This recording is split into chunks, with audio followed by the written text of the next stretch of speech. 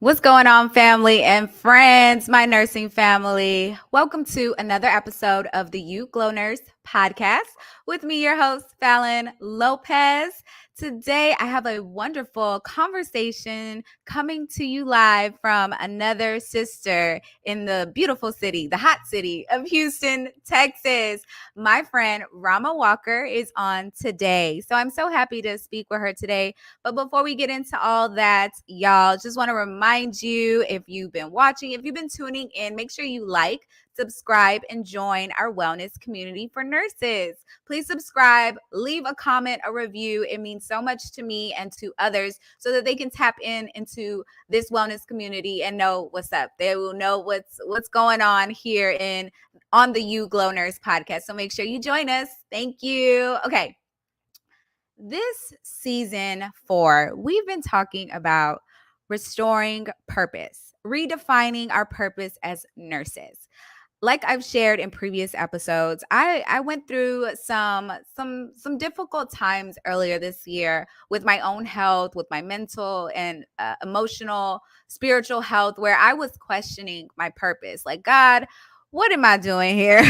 What is this all about? Why am I feeling like this? Am I on the right path right now? Is this really what I'm supposed to be doing? And as nurses, we get challenged. We care. We want to serve. We want to help others. And sometimes when the times get rough, when things happen, you can feel like, okay, how did I get here? What really just happened? Is this part of my purpose, God? If you've had those moments, then season 4 is for you. And today I get another opportunity to talk with another amazing nurse guest, Miss Rama Walker. So let me just read a little bit about her bio as we bring her up here in a minute. Rama Walker is MBA, BSN RN CNO, COO of Nurseify. So we're going to get to really dive in today. Rama is a Senegalese-born turned Houston resident by way of New York City. Welcome. She is a leader with 15 years of experience in operations, mentorship, and clinical excellence. She has been a nurse leader for the majority of her career. She received her BSN from Prairie View A&M University and later obtained an MBA from Western Governors University. She currently serves as the CNO and Chief Operating Officer for Nurseify. She also serves as Director of Development for Ambassadors of Change and Executive Director of Events for the New Black Wall Street. Rama is passionate about caring for others, especially women and young girls. She has launched her consulting business, which focuses on healthcare consulting and life coaching for women. She is active in the community in organizations such as Houston Food Bank, Houston Millenials, and is a member of the Junior League of Houston. Rama enjoys serving her life purpose by uplifting women through mentorship, networking, and fellowship. Rama also enjoys spending time with her 3 children, traveling and trying new brunch spots. This is going to be an amazing conversation. Let's please welcome Rama Walker to the You Glow Nurse podcast. Welcome. Hello. Thank Hello, you so much for having hello. me. Hi. Oh my gosh. Yay. And she's an alumni. So this is amazing. Yes. Shout out to PB. PV. Come on. Right? I was like, wait a second. That should have been a little stronger, but that's okay. We'll practice later. It's all right. The power of social media. Like, I have been seeing Nurseify and all the wonderful things that y'all have been doing for the nursing community. There's been events back to back in Houston. So I'm super excited to join and hopefully one day even like collaborate with you all to just give back Yes. to the nursing population here in Houston. So it's been amazing to see the growth. Rama was even on our local TV station recently, opening doors for nurses, like nurses in the building. It was like amazing. Love it. It was so great to connect with you on social media, y'all. So just let that be a lesson. You never know who you're going to meet. Just be Absolutely. open to meeting and making connections. It's super important in the nursing community. Okay. Ms. Rama, I want to ask you something. Let's get into it. And you're part of Houston Millennials. I try to attend sometimes here and there. Yes, yes, yes, yes. It can be a lot, but I really love all the work that they do. And I don't know why I failed to mention that I'm also part of TNA and Black Nurses Association of Greater Houston. Also do a lot of good work with them as well. Yes, that's amazing, y'all. We have to make time to give back, to show our faces. I know it can be easy to just like go on work mode and just keep going and going, Yep. but giving back, being a part of organizations, networking is so important. Yes, yes, yes, yes. Very, I very am definitely important. learning about that.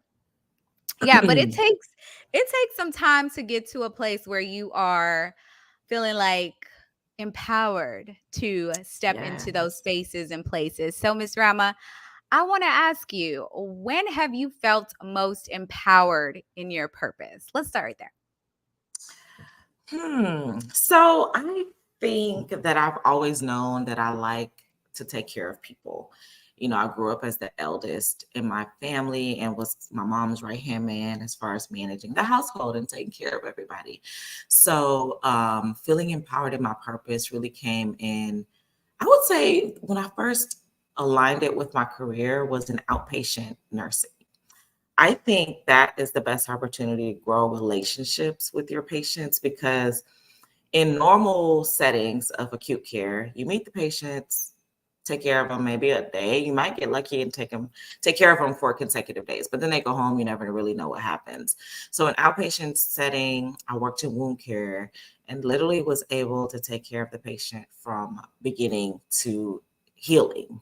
And Oh, that wow. was such an empowering position because not only were you just physically taking care of the patient, but you were also having to consider the whole patient.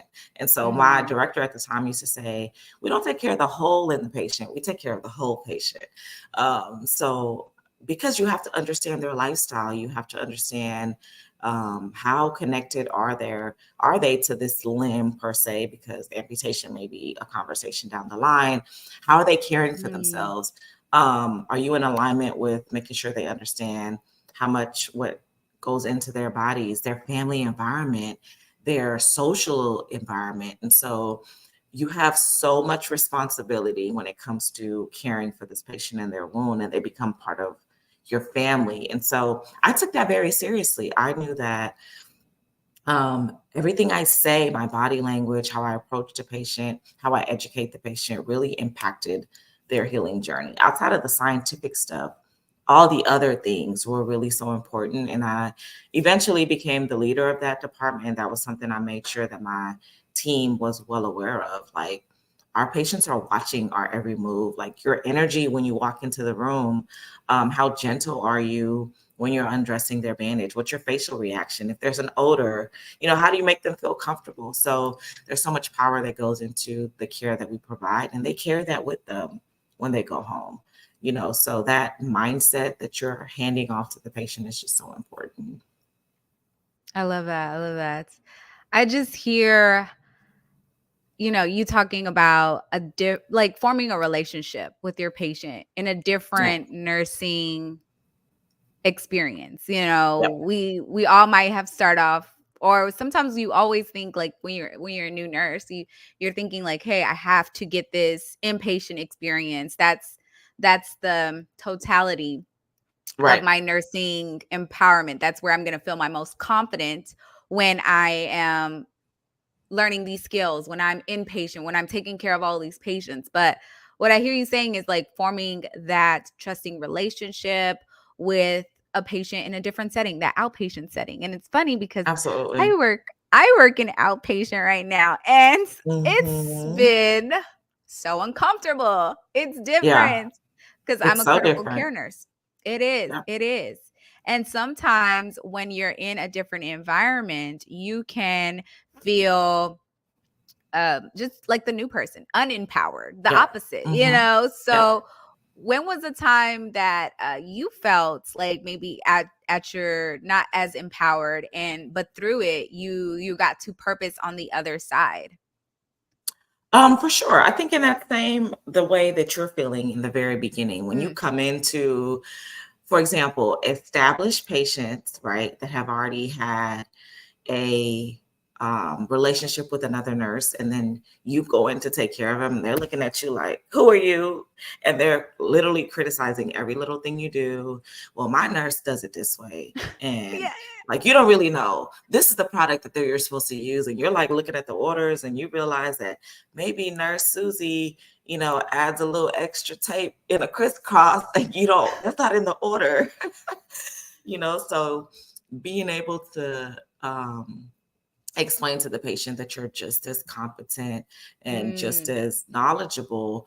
But I think some of that comes with your nursing community. So I had to literally pull in those nurses who were already there to like do a handoff or an introduction and to help build confidence, because that patient is thinking, who are you? You don't know anything. Why are you here? So I would have days where I'm just like, dang, like I'm not going to be able to do it. And so to build my confidence, I was volunteering to take the new patients because I'm like, I'm about to make an impression on a new person that's going to fall in love with me. And that helped build my confidence. And so when I had to deal with the follow-up patients who weren't as familiar, I can carry some of that confidence from the other patients that I build a rapport with and help grow it. It takes some time though. It's not going to happen overnight.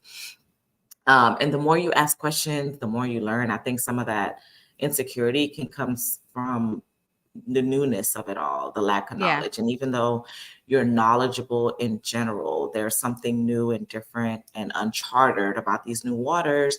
And so naturally it affects, the way that you interact. So definitely encourage asking questions and leaning on your coworkers and just being very honest with the patient. Like, okay, you know yourself better than I do. So talk me through it. Let me know what the other nurse did for you that was so special. And I can definitely do it that way for you. Like, don't make them feel like you're coming in to do things your way or the highway. They're the patient. It's their care. Meet them where they're at. And don't be afraid to be like, well, tell me how she wrapped it. And I can do it that way too. So I love that. Oh my God, that's so true. Like communication and just so many good things, like just leaning on your community, whatever situation you're in, whether you're transitioning to a new position, you're a new nurse, wherever you're at, like just using your resources, being curious versus like, okay, well, this is how I'm going to do it. Absolutely. Not, it's got to be my way or the highway, like just be open, be a sponge. And I think, when people see that you're eager and you're excited to learn and you want to see it done a different way, they're more likely to embrace you and take you under their wings, patients included. So I think just never feeling like you're above learning or doing it a different way has just been a door opener for me, because I will humble myself in a hot second. Like, listen, I don't have a clue, so please tell me, and I'm willing to learn. So, and that's so important. That's been one of my learning moments, my learning curve moments, to become more empowered. Like, hey, this unsureness, this uncomfortableness, it's part of the process wherever you're at. Like, it's just part of the process of growth and giving myself that okay. And like I was talking about with Wendy, the grace and the space to just move forward in that, but I love what you shared also about, when you're taking care of the patient, you're not just taking care of the whole, you're taking care of the whole patient. And that's something that we could all carry with us, even wherever you're at, even if you're not in wound care. Like, it just goes a long way, just partnering with your patient. No matter how busy you get, no matter how frustrated you get, remembering you're partnering. It's you're giving that care. You're finding the best way to care for your patient. And maybe it is like, hey, how did they do it before? I'll do it for you right now, like, but maybe we grow together. Maybe we learn a better way together. Maybe I add something along the way, and it takes time. It takes time to build those skills of trust. Like, you're always like, my boss always says, like, you're always on stage when you're with your patients, like, you know. Yeah. And for nurses that struggle like with selling, for me, like, okay, this might sound random, but as an entrepreneur, you know, you got to sell things. And so I was like, I don't know how to sell myself. Like, how do I do that? Like, I gotta Yeah. make it important. Like, how do I do this? And a Right. mentor of mine was like, well, as a nurse, you're always selling. You're Mm-hmm. selling what you're doing, your how you show up in the room, how you step out, like how you're like, okay, well, I don't know this answer, but I can find out for you. Like, you're Right. always selling to your patients that you can trust, that they Yep. can trust in you. And I'm like, Absolutely. oh, okay, that took me a different Yeah. place. Yes. I mean, we don't realize how much of our skills are transferable when, when you transition into the entrepreneurship, because it definitely is a skill to get people to trust you enough to like let you poke them. Hmm. So I mean, think about the things that we have to do to patients. Like, we have to convince them that we have studied and we've earned Yes. enough accolades to put things down their throat, to give them medicine, to stick things in their private areas. Like, okay, if we can And you just convince got people to that do 30 that. seconds. Sometimes you just got like a 30-second little window and you're like, I can do this. Look into my eyes. We gonna take care of you. You Right. good. Like, and it's simple things. Yeah, so we can convince patients to do that. We can convince some fellow nurses, to do things with us. So I think we short sell ourselves regarding Mm. what we are capable of doing, Ooh. because it's not easily prescribed. Like, in your mind, you're just like, this is bigger than what it is. Like, we make a mountain out of a molehill. And so I think just getting back down to the basics and thinking about what it's like. What I used to tell my nurses all the time, start with the why. And this is something that our organization at the time was very passionate about. And so when people connect with your why, they'll meet Mm. you and they'll go with you where you need them to go. So when it comes to patients, like, the end result of this procedure or this medication or whatever is this. So start there and then work your way backwards. Like, don't just start by saying, I need to give you this pill. But why? Like, okay, because you have XYZ and yada, yada, yada, you need this. And this is how I have to give it to you, though, in order for you to receive the result that we desire. So in any situation, I start with Nanny. the why. I do that with my kids. Like, Mm. because you need to be safe or because you need to be rested for school, you got to go to bed. Like, so they connect with the end result. And I think most people are wired that way, but we haven't really been taught to communicate that way. So I just use that in all areas. I'm just like, start with the why, go with the end result. Why is it that I need you to do this? Why is it important? And then work our way back. Oh my gosh, that's good, because we as nurses, we know those things. Like, we're kind of taught the critical care process. Rationale. What's the rationale? I literally ask myself that so many times. Okay, but what's the rationale? Why are we doing this? And if I don't understand why I'm doing something, I'm not going to walk into the room and be like, oh, let's do this thing. Like, I need to Correct. know why, how, what's going to happen. And a lot of times people don't have the patience for me, but it's okay. Doctor don't have the patience for me. NP don't have the patience for me, but I'm going to find out. But I will Period. go and look it up then. Okay, let me find out. Give me a few minutes Yeah. and then I'll be back to go stick the patient or to send them off to the CT or whatever. But I got to Yep. know. And having that mindset, like, I feel like that goes back to not just the whole in the patient. We're taking care of the whole patient. Like, that's what makes Yep. us nurses.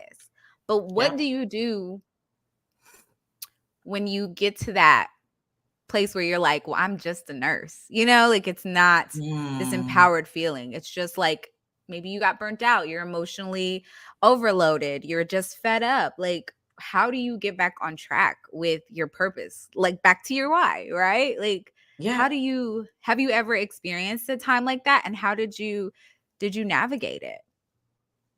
I think it all starts with self. So when I found myself questioning things of that nature, I had to retreat and go inside, Mm. and thinking back to how I got to where I am, why I am where I am, what it is that I'm supposed to be doing. So I know we talked earlier about doing some inner work, and that part is so important because we end to fall into this cycle. You get up, you clock in, you do your thing, you go home. And so um, taking the time away from work to actually separate, pouring back into yourself in different ways. And that's self-care, which I know you're passionate about as well. So it's just important to really try to figure out what it is that fills your cup, because it looks different for so many people. I think publicly people talk about self-care, and for women, they automatically assume it just looks like getting your hair and nails done. And I actually hate getting my nails done. I like the result of it, but I hate going to the nail shop. So it looks different for everybody. So what is it that fills you up?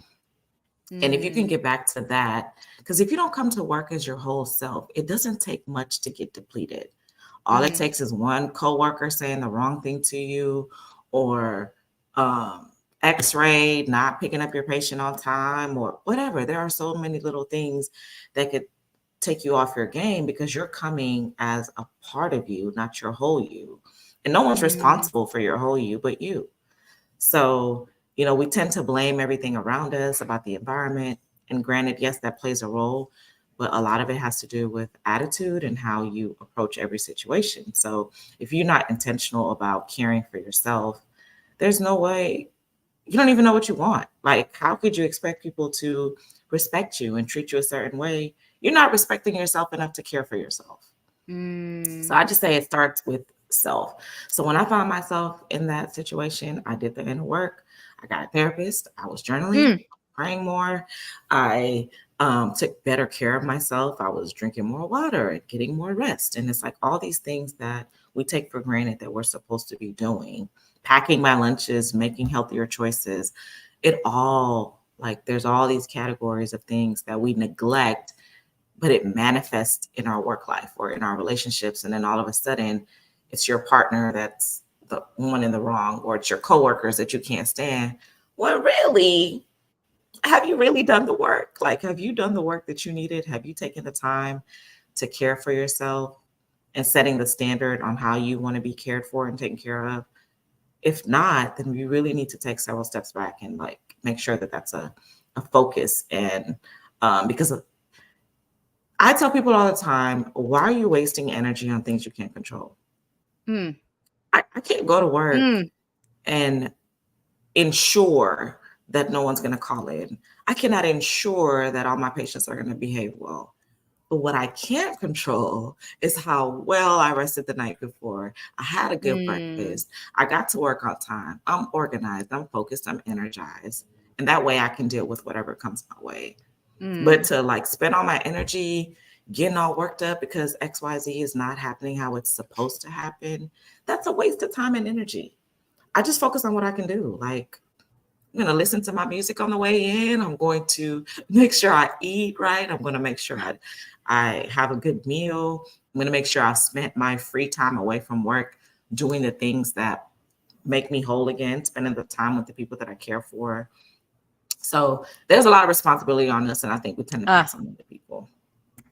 That's what I was going to say. What I hear you speaking, like responsibility. There is some there's a lot of that responsibility, taking accountability for the things that you can control. And for me, that light bulb moment, when it happened, I had to realize I was a pity partier for sure.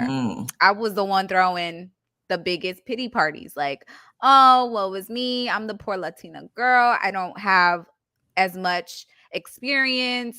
I've been going through so many things. People left me. I'm heartbroken. So this world is against me. I took a lot of that versus like pivot parties, like my friend. Oh, come on, pivot parties, right? Like, I was throwing the most pity parties, like, whoa, is me. And in this cycle, and then going to work, just looking for everyone to fill me up, to see me, to recognize me and my goodness and my just everything. I wanted them to see me as the nurse, and that just left Yep. me even emptier than before. Like, and it Mm. was something I had to really work through as a new nurse, because I was Yep. an LVN and I went in as an RN, so it was a big shift and just more responsibility.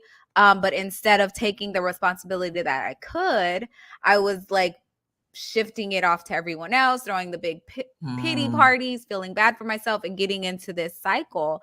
And I Yep. didn't even realize how burnt out I was. Like, I was just so emotionally drained. Something had to change. And that, through that pivot, and the pivot party, is how I was like, okay, I have responsibility. There are Yep. things that I can control.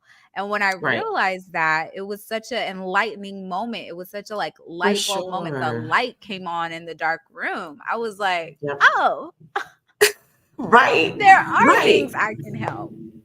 Exactly. And then once you are that whole person, Mm, and there are issues at work or in life or in relationships that you need to address, you're looking at it from a different lens, yes. so then you could be solution oriented instead of just staying in that space where you just want to complain about what's happening. Okay, now for the things that I can impact, in what ways can I impact them? What ideas do I have to improve this? How Mm, do I take us to the next level and yes. think of resolutions and solutions? Like, don't come to me with a lot of problems. I know the problems are there. Come with solutions, and that's in every situation. I tell my kids that. Yes. Okay, what's your plan? You coming and Yes. telling me XY, what's the plan? What ideas do you have? How can we collaborate to make this different? And Oh, that's so it's good. very easy to just stay in that space and just complain. And you hate it here, you shouldn't be here. But Mm, if you love it here, but you're not having a good experience right now, how can we make it different within yeah. our means and within our power? So, yeah. I get that. Like, just hearing that, and from your experience in management, I'm sure like you've experienced like nurses. We know the problems. It's easy for us to identify them. We're in the trenches. We know what's For going on, how sure. this work and this don't work, but this could work. But we tend to just bring up the issues. It's just the issue won't let me do my job, won't. But when we like are able to shift, like, okay, how can I use my nursing power, my nursing brain, Mm-hmm. for, okay, Mm-hmm. let's be solution oriented, let's be solution minded. You Yeah, gotta be able to do it for yourself first, though. for You sure. gotta For be able sure. to It do starts it in with your own self. well-being. Yes. Absolutely. Starts with self. Yes. And I was fortunate enough to work with team members who had that issue, but then after conversation, maybe one-on-one conversations, once they vented and got it all out, it's like, okay, that's normal too. That's part of the process. It's Yeah. okay to be like, it sucks today. This happened, Mhm. this happened, this happened, this happened. But what can we do? What are our resources? Who can we call? How can I help facilitate those conversations? And that's really what I'm there to do, is to remove the barriers. But I'm not here to just facilitate, like you said, a pity party. Hmm. Let's transition into how I can make today better. And who do we Yeah. need to call? Who do I need to escalate to? It's just a matter of mindset, like we've been talking about. So, for sure, it happens to the best of us. You do get stuck in that rut. It's repetitive. You get overwhelmed. Mm. There's lack of resources. But if you scale back and take it back to taking care of you, I promise you can come back and refocus, regroup. Fresh minded, and it's like, okay, I've taken care of me. I'm not running on that empty. I'm not running on that everybody fill me up first, like, and Right. then, it's just like that Maslow's hierarchy of needs, right? I think about that. Like, we want food, sleep, rest. Those are the Yep. the foundations. And then at the top, that's when we reach our self-actualization, when we can do those Hmm. higher functioning things. And once I had that light bulb moment, I was like, what I'm missing is my own health. Like, doing the things for my health, not just Yep. physically, mentally, spiritually, like Yep. having, like, really challenging my faith in God, like that, bringing it back as a whole. Like, we're not just doing that moment right here, the whole. We're taking care of the Hmm. whole Fallon. We're taking care of the Yep. whole nurse first, right? Before we can Absolutely. serve anyone else, we have to serve To ourselves. And then serve it's not ourselves. in a way. Yeah, and then it's not in a way where we're like, you need to do better, sis. Like, what you doing? And that was something I had Right. to work on, like Mm-hmm. just the way that I would try to get out the pity party was to like put on Captain America and high knees, high knees. You got to push, you got to Yeah. push. Have you ever experienced that when you had to, because the way that, Absolutely. We think the solution, especially if you're an overachiever or high achiever, you think the solution is to go harder, right? Okay, now I got to let me go get another degree. Let me ooh, go, join another committee and add more to my plate. That's not the answer, you're So speaking to me right now. You preaching right now to me right now. we all do it. We all do it. So, that need for productivity and that need for excellence. Because for me, it may look like, okay, I may be falling short in this area, but I'm about to kill it and excel in this area. I'm about to join the PTA and be the best volunteer they've ever had. Even though things are kind of falling apart in another area, how do I, excel in another area to feed that need to be great? And I had to really realize that that wasn't the answer. The answer was really Mm, just pouring back into myself, being my whole self, and I could actually do well in other areas. And then giving yeah. myself grace. Like, it's Mhm. okay that I'm not holding it together all the time. Like, I'm Yes. human. Like you said, I really want you to share with the audience. I don't know if you've already talked about the painting, because I think that really Oh, adds to this yes. conversation. Oh, yes. Like, 2020, we were talking about this earlier. It just amplified the things that nurses go through. Like, it's been there. It's been present. The burnout, the emotional distress, Hmm. all of the things. So when, COVID happened, we were doing the unthinkable to them, right? Like, we'd already been doing the unthinkable. But to just we were doing it to a higher level. Yes, for sure. Right.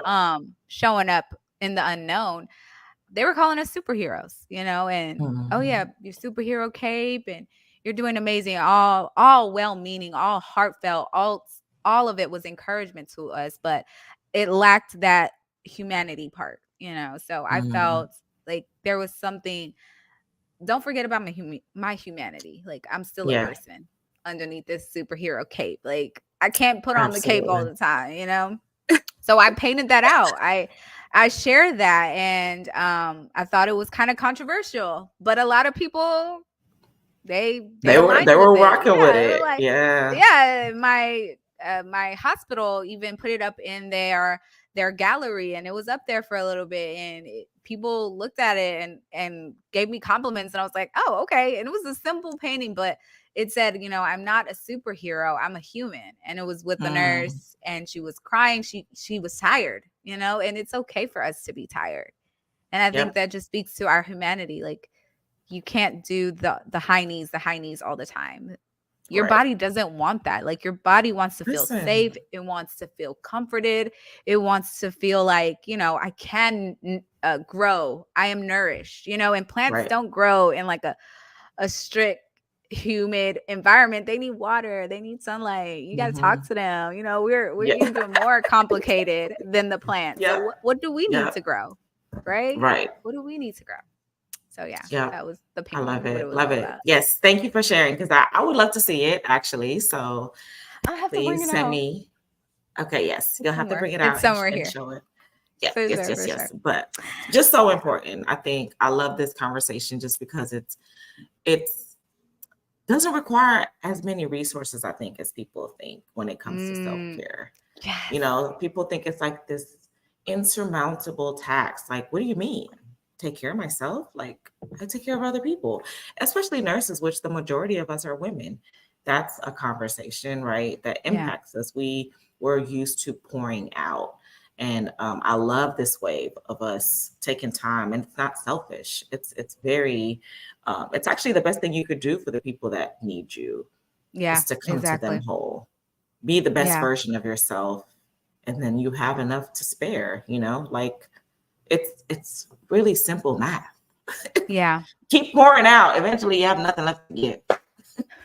We So want to you live got on to refill. overflow. We want to live on overflow. We're not trying to live Period. on just the like empty. Reserves and no, not Exactly. doing it. not No, doing if it. we can help it, there are days Yes. when, you might be pushing through, but okay, asking for help, like being Yep. communicating and having your community, like we said before, and Oh, yes, asking community. questions. Yeah, um, what does it mean to have that empowering community to you? What does that look like for Rama in this time? Oh, so multifaceted. I have such a phenomenal village, Mm. and it transcends, gosh, just overlaps in so many ways. My mommy village, my family, my work village, just mentorship. And in every aspect of my life, I've just been trying to be very intentional about surrounding myself with people who light up at my achievements, who push me, who also I can reciprocate that energy with.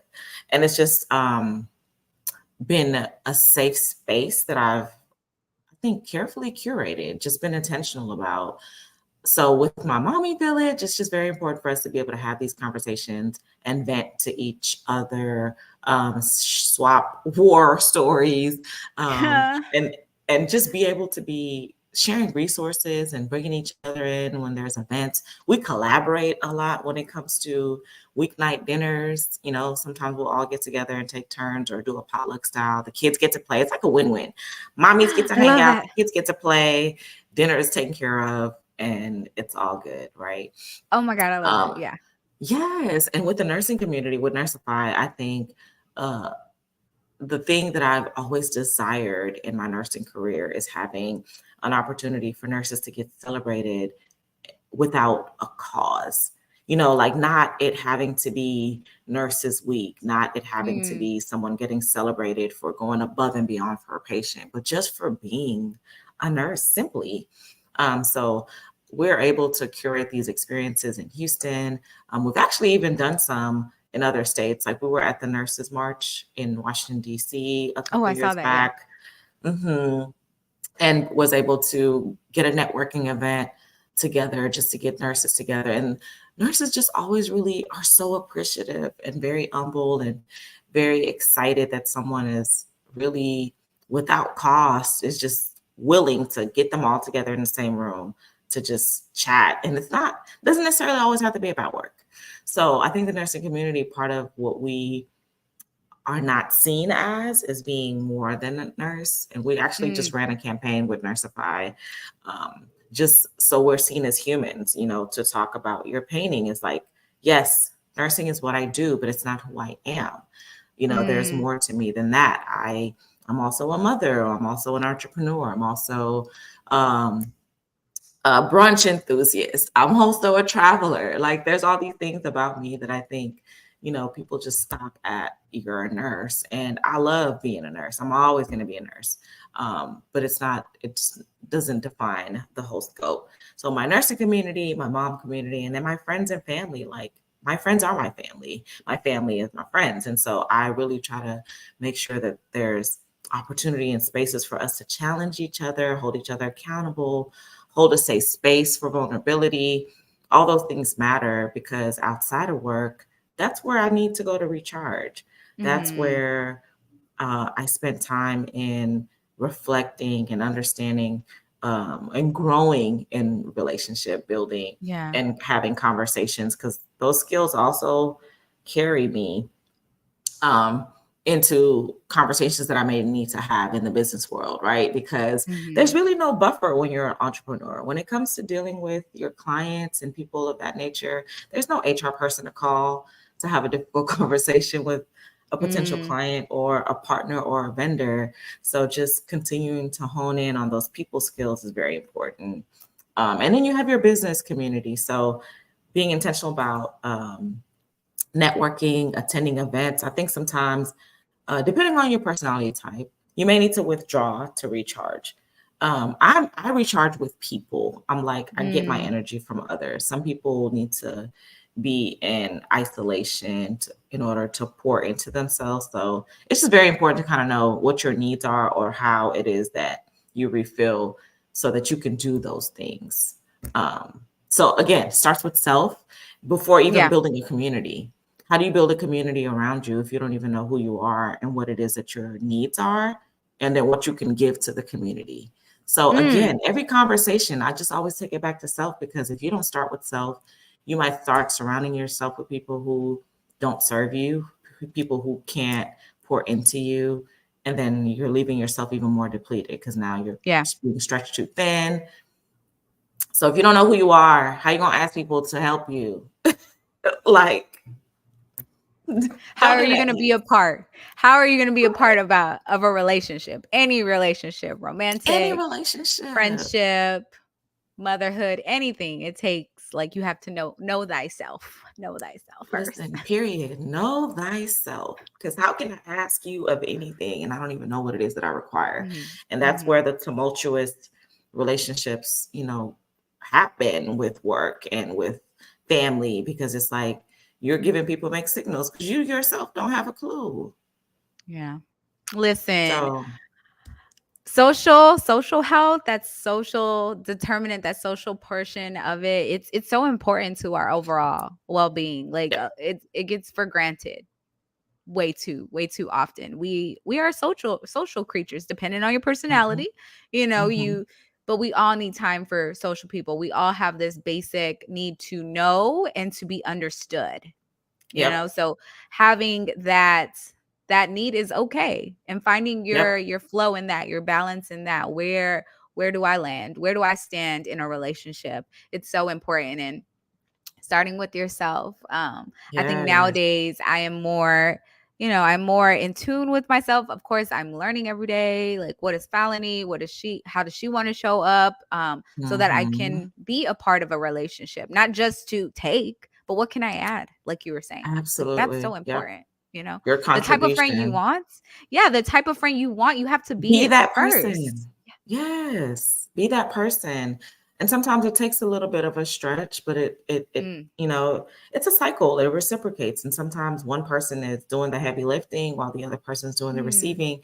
And there's ebbs and flows, but just understanding the cycle of it, it's not. So and I'm just completely fortunate to be able to have such a strong circle. Like, I cannot say enough good things about the people in my life currently.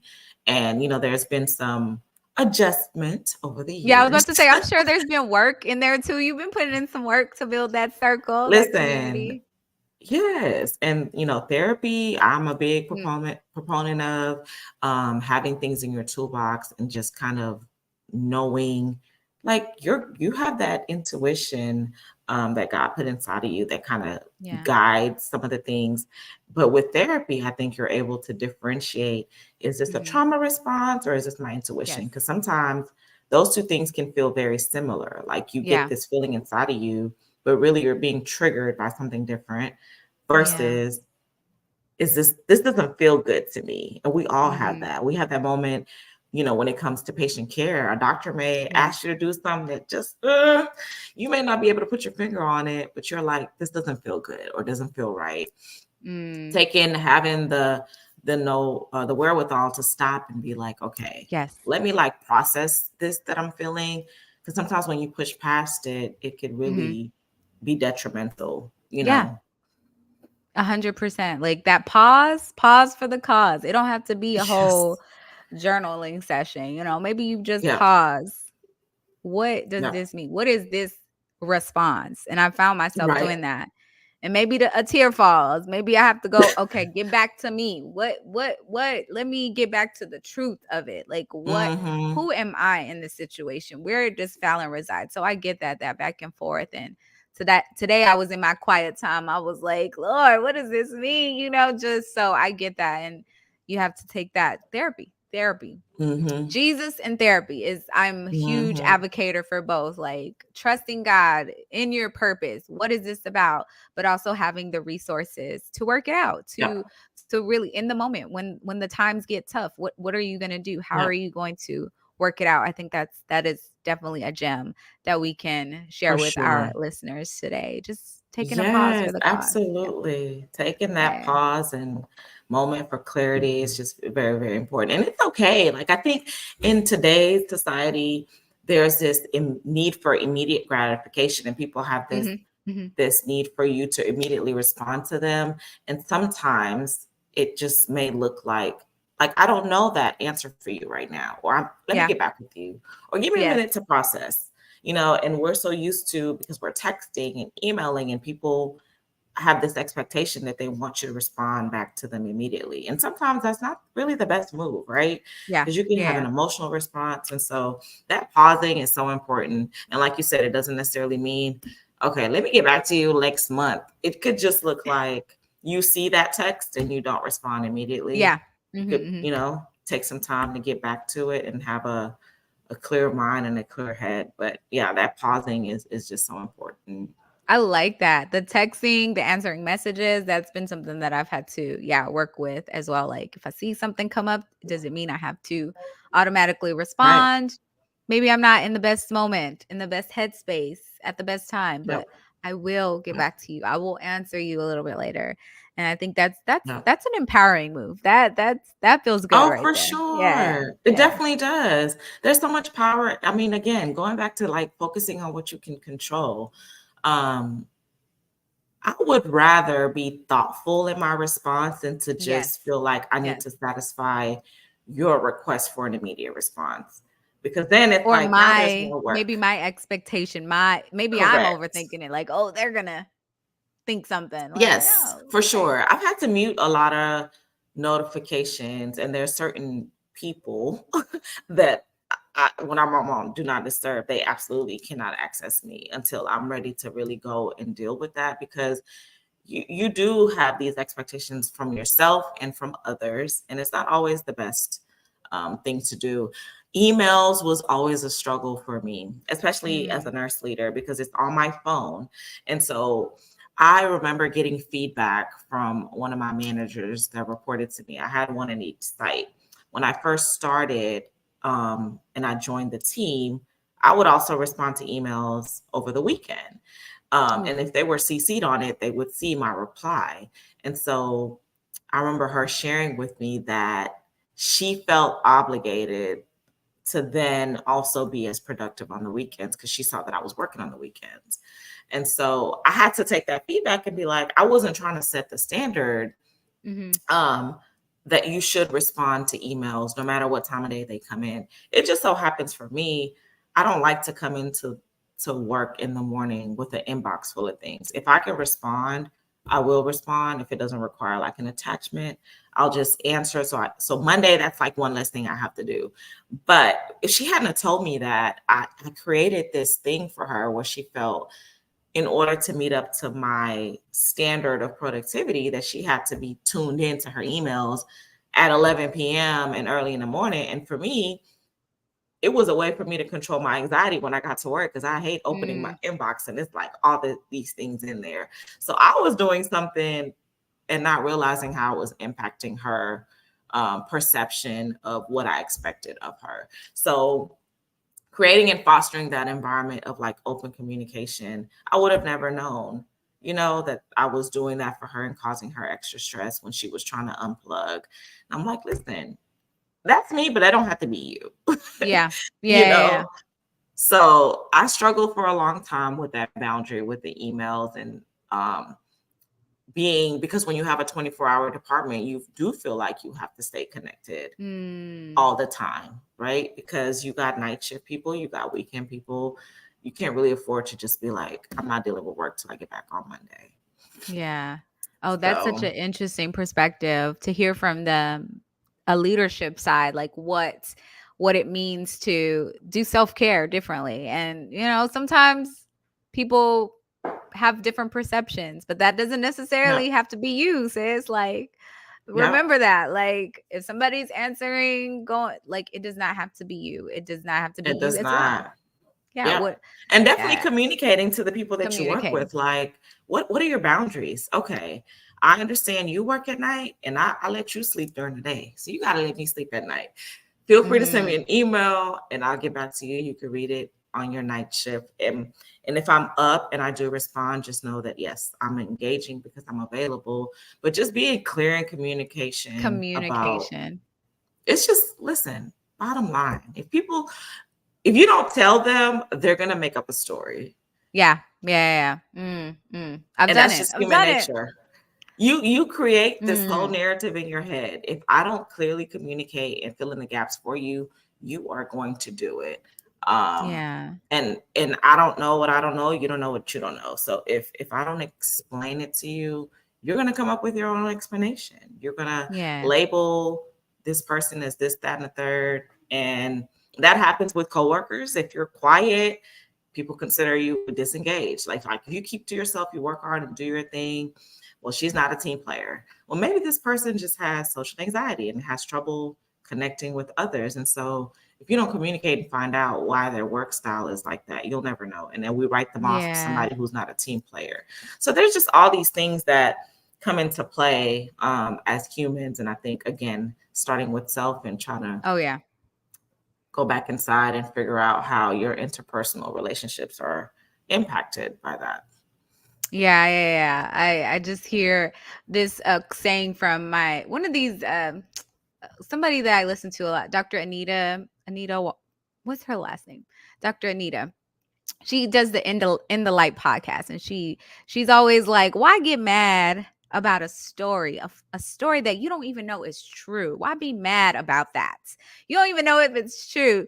We make up stories with the worst possible outcome and be upset, just Listen, mad, and don't even but know if did it's that true. happen though? Like people She get said mad about the that. could haves. She's like, make up a good story in your head then. When you start formulating that, oh, they did that, they running late because they don't really respect me, they don't really understand my time, they don't value me. What about you make up a good story? Maybe she run a little behind because maybe she had to stop and get her kids a snack on the way Mhm. home so that she can maybe give us more attention for our meeting a little bit. Like, Yeah. like we make up stories. We And I make up just love stories that. all the time, all the time. And yes, I've been guilty of that, but I also Oh find yes. myself redirecting people when they're telling me a story and they're like, Oh yeah. well, they did this. And I'm just like, but how you know though? Uh-huh. Mm-hmm. Is that Did you facts? talk to them? What's your source? Yes. Did you talk to them? How you know? Who told you that? And that's the thing Yes. that we, with the right community, building relationships, we should be holding each other accountable to, and in a loving way, kind way, whatever, Yes. but holding each other accountable. I think that's so crucial to relationship building as well. And when you have that strong community with you and you are able to be open, transparent, like you feel more in tune with you. Like you have that Right. feedback. Like, okay, this person's Right. gonna keep it real with me. But it's not just to call me out, it's to build relationship. We're in Absolutely. this Because they together. want you Like to do you better. They want you to do better. I remember, and I use this sometimes in giving feedback. And one of my old mm, CEOs, before he said what he said to me, which now I don't even remember what it was that he was telling me, but I do remember how he prefaced it. He said, I'm giving this feedback because I care about you and your growth. mm, And so he mm. framed the conversation in a way that I was able to receive whatever it was that he was about to tell me. He's I doing it like because that. he wants me to be better. Mm-hmm. And it's easy to get defensive because it's like Yeah. no one wants to hear that they poo poo stank. We know it Nobody does, wants but you don't to. want to hear it. Don't tell me that. I don't know. I'm working on it. Like, Okay. Like, don't talk about it. I'm great. What do you mean? So, oh my yes, gosh. if you frame it in that way, you want to create an environment where people can receive what it is that you're come from a loving place. I Yeah. want you to do better. I want you to be great.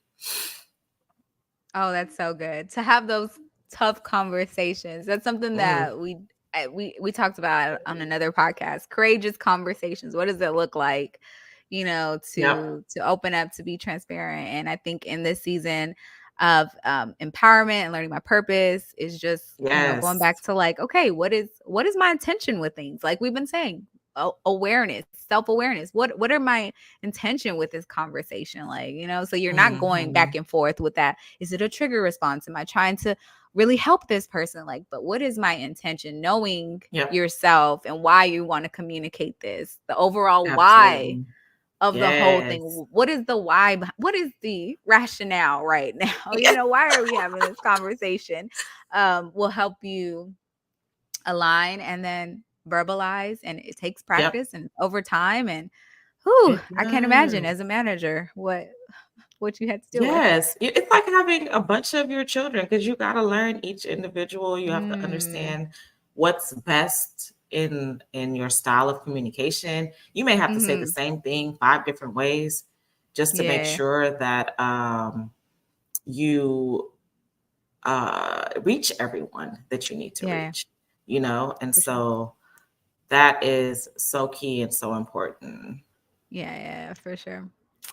Well, Miss Rama, as we wrap up, I just want to know really, really quickly the last thing. I'm sorry, I'm What's like my background. no worries, no Okay. worries. Hey, hey, hey, friends. What is your go-to self-care at this time? If you want to just share with us as we wrap up, I just want to learn a little bit more about your self-care, what that looks like. And we can end off after that. Um, it's different depending on what it is that I'm experiencing. So if I've had like a physically strenuous week, I had a lot of travel in the past couple weeks. And so for me, that meant a lot of sitting still and like Mm, physical things that, get your body back in shape because it's very taxing on the body to mm, get on and off the plane and sitting in the airport. So I always just, before I even plan what it is that I need to do to pour back into myself, I consider all that I've been experiencing for the past few mm, days. mm, Um, if I've been doing a lot of talking, it might look like some quiet time. Um, mm, if I've been neglecting myself and just eating out, I might just do a quick little cleanse, do some extra time in the gym, but which that should be consistent regardless. If I've just been feeling emotionally like drained, extra prayers and journaling and mm. um, spending time with the people that pour back into me. Yeah. If I've spent a lot of time in isolation and just busy and like working and kind of in my hole of productivity, it may look like some more brunch dates. It may look like going outside, so I think it's just important to know where it is that your cup is lacking. Because as you mentioned earlier, there's different levels to it, right? There's the spiritual care, there's the physical care. So I have it all. Like I'm got a whole list of things. I love massages. I love listening to music. I love candles. Like aesthetics really Mm. matter to me. I like a clean environment. I always try to make sure that my house is clean before I leave for out of town. So when I walk into the house, it's like, ooh, okay. Oh, yeah. There's a space for me to like regroup and Come back reset. to. So, Yeah. mhm. I love So that. I love that. all the things. I do all the things. And look, all the things. it doesn't sound overwhelming like how we were saying before. I think you were sharing like some people think it's just like this laundry list of to-dos. Like you Yep. find maybe your basics and you start adding to it. Like what is this? What do I Absolutely. need? And it becomes like natural. Like you start to Yes. be aware like, oh, it's been emotionally hard week for me. Like for me, I gotta cry it out. I gotta be like, I gotta take some time and the tears gotta come out The and I gotta, and it's Burgess. okay. Yes, Yes, yes, purging, yes. purging it out, so, Yep. and it becomes like this natural thing. So I love it. I love it. Thank you for sharing all of those wonderful You're things. welcome. Well, what about And you? I want to hear. Maybe I can get oh some new ideas yeah, for yeah, yeah. Oh my myself. gosh, yeah, yeah, yeah. Like Sundays or Saturdays, they're like my slow it down Saturdays. So I try to really just wake up really, slowly versus like, oh, my Mhm. alarm went off, like on the weekdays. So I try to just wake up slow, try not to answer any emails, any phone calls, any texts, just go straight to like, okay, talking nicely to myself, try not to go Mm. into it's really like a lot of mindset for me because I'm this Mhm. thinker. I have a lot of thoughts. And if I get up and I go and I'm like, I'm exhausted by the end of the day. So I try to save Yep. some energy for me throughout the day, just like going slow. It's really Mm. important to me so that I don't like by the end of the day I'm like exhausted, emotionally drained. Like going slow Right. really helps me and just talking to myself kindly. That's like my huge self-care. Like whenever I feel those triggers coming up where I'm like my worst critic, why did you show up that way? Just being able Mm. to identify it Yeah. and just replacing those, taking a moment like, okay, maybe I need to go to the restroom for a minute. This brought up something for me. Why? Instead of Yeah. reacting, That has been a huge one for me, for sure. And just my daily things like working out, enough water, making time for journaling, talking to my boyfriend, spending time with my dog, outdoors. Like definitely getting vitamin D is so, I mean, Houston is hot. So I'm going like early in the morning. I'm struggling. Yes. I'm like struggling trying to get that vitamin D because it's, baby. By the pool. Yes. At the beach. Maybe a little beach time. Yes. So I those love are that. major self-care. I do definitely want to take away the slow start because I think it's so impulsive to grab your phone and immediately like try to get caught up. So do you like keep it away from your nightstand? Like how do you? It's on my nightstand, but that's big for me because before it was under my pillow. So I was like, as soon as I woke up, turned the pillow, it was like in my hand. I was like, wait a second. Yeah. And the drawer is a little further away from my bed. So I have to actually get up to get it. So it's like, okay. If I'm getting up, like, yeah, this is not, maybe it's time to start my day versus like in the bed trying to just, and the first thing is just like, if it's going to be my Bible app or like looking at my boyfriend's text, that's about it. Like I really have to be intentional. It's really intentional about not Facebook, not Instagram, not the emails. Right. Because that's what I want to go to. And if I do, don't beat myself up over it. Like just, okay, you did it slowly. Okay, come on back. It's okay. Get back off of there. You didn't see it. Just come back over here. So definitely. I love it. Okay, listen, I'm adding something to my list because I think that's so glad. Something that I've been like, oof. Like, okay, how do I? And then, I try to justify. I'm like, no, I need to because, but no, you're right. It has to definitely be a day, and I would love it to be Saturday and Sunday morning. Oh yes, I know, I know. Well, thank you. Thank you for busy. Sharing. I appreciate that. For sure. You're just a busy go-getter, high achiever lady. So I have gained so many gems from our conversation. So if I can leave you with anything, for sure, just just thankful. Several. And we're definitely going to get together on this partnership for the Alumni Association. I see a lot of great opportunities and alignment there. So I will be definitely sending you an email also to get Benjamin's Calendly. So, yep. Yes, hook me up. Consultant, all of the things. Miss Rama Walker, connector, entrepreneur. Thank you so much for joining us on the You Globe Nurse podcast. We look forward to having you again super soon. So for sure. Yes, I would love to come back. This was a great conversation. I can't wait to share it and let the world hear about our amazing chat today. Oh, yes. This is a wonderful way to start the weekend for sure. Thank you, Miss Rama. Have a wonderful rest of your weekend. We will be in contact for sure. Thank you. Yes, ma'am. Bye. Bye. Y'all, it's been real. Ms. Rama Walker was in the building, sharing with us all things self-care, purpose, and empowering purpose. What does that look like in the life of a nurse, in the life of a high achiever? So much more in this conversation with Ms. Rama. All right, friends, it's been real. Please like, subscribe, share this podcast episode with any of your community, with your friends, with a nurse that could use this news for sure. It's been real, friends, and we will see you next time. Bye.